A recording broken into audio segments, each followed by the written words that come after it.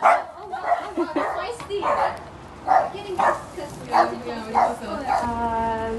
guess you can call me CC. I run an independent terrestrial. So what I've been doing since 2012 was starting with one dog, eventually the second one, the third one.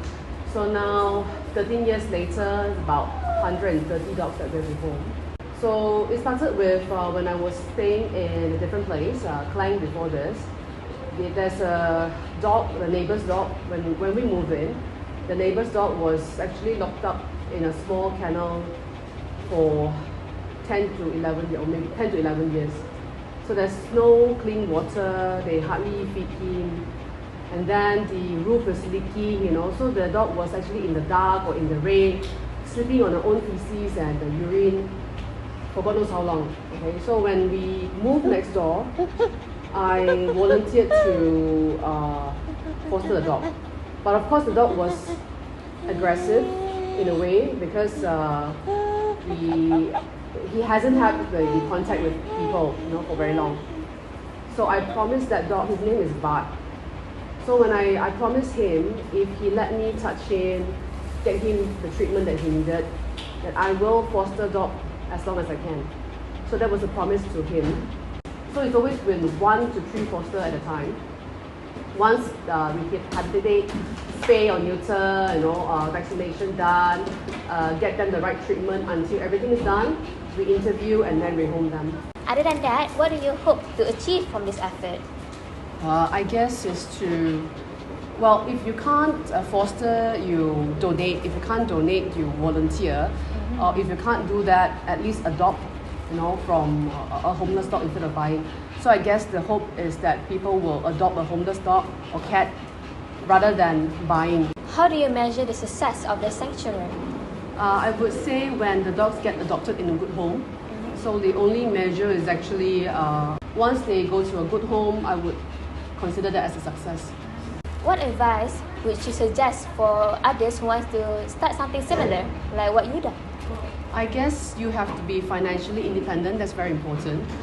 To save someone or to save a dog or a cat, you have to be able to sustain yourself first. If you can't even feed yourself, how are you going to feed the others, right? Because the medical bills for the dogs or cats are not cheap. So to start this, you need to make sure that you don't overdo it when you begin. Don't take in 10 dogs at a time because adoption takes time. For a dog to go through blood tests, health check, spaying, neutering, all the way to rehoming could take a few months. So I guess the advice is be self-sustainable before you help others. No, dump to, these are puppy mill dogs, so they are used for breeding. Then after 4-5 years old, the quality of breeding less already, then they dump out. This one changed 5 owners. No. 5? Yeah. What's special? Fun one. Tell us about your success stories, moments where you are so proud of. I think it's the difficult ones, the older ones that you think there's hardly any chance to rehome. And then there's still people who come forward and say they want to adopt a problematic, blind, deaf, old dog with walking issue, for example, it's a semi-paralyzed and whatnot. And they still choose to adopt. I would say that's the happiest moment. Finally, what's your hope for Malaysia and your community?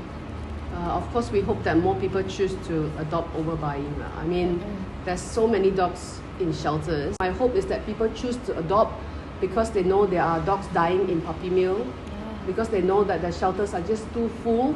It's just not sustainable to every month donate until the dog die in the shelter after 10 years. Thank you, Ms. Wong and the Bart Sanctuary for helping all these foster dogs. And that's all from us. Thank you.